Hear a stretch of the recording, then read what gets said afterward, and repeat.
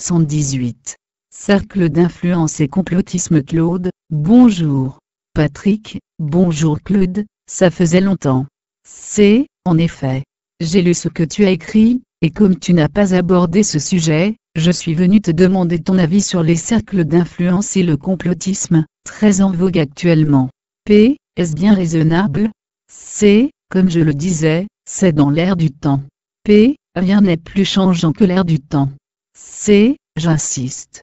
Pour amorcer la discussion, je pense aux institutions suivantes, non démocratiques, et pourtant très influentes, à ce que l'on dit, dans les affaires du monde, sommet de Davos, la commission trilatérale, le groupe Bilderberg.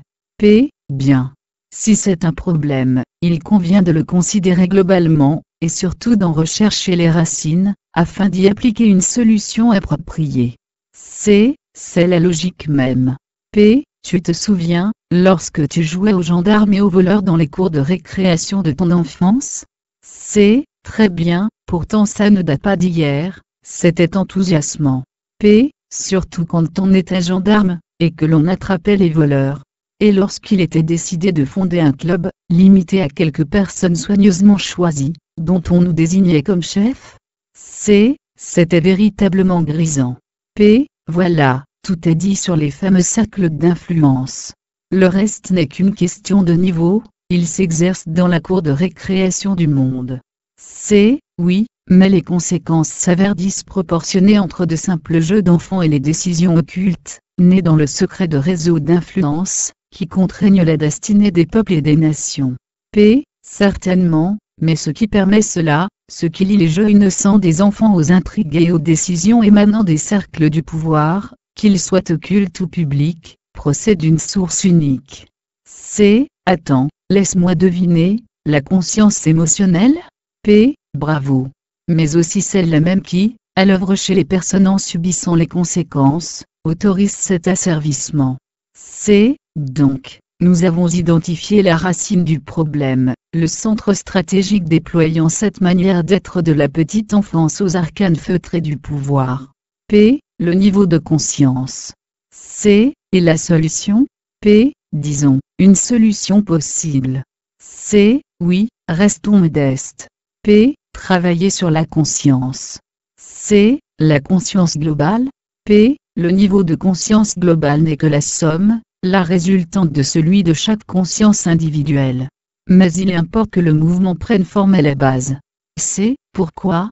C'est comme pour un orchestre, au tout début, le premier violon joue la note, là sur laquelle tous les instrumentistes s'accordent. Certes, le chef d'orchestre fait le lien, permet à l'ensemble d'interpréter convenablement les compositions musicales, mais seul, il serait bien dépourvu. Et l'on n'imagine guère d'excellents musiciens d'être dirigés par un chef déplorable. Mais ce n'est pas facile d'initier un sursaut de conscience provenant de la base.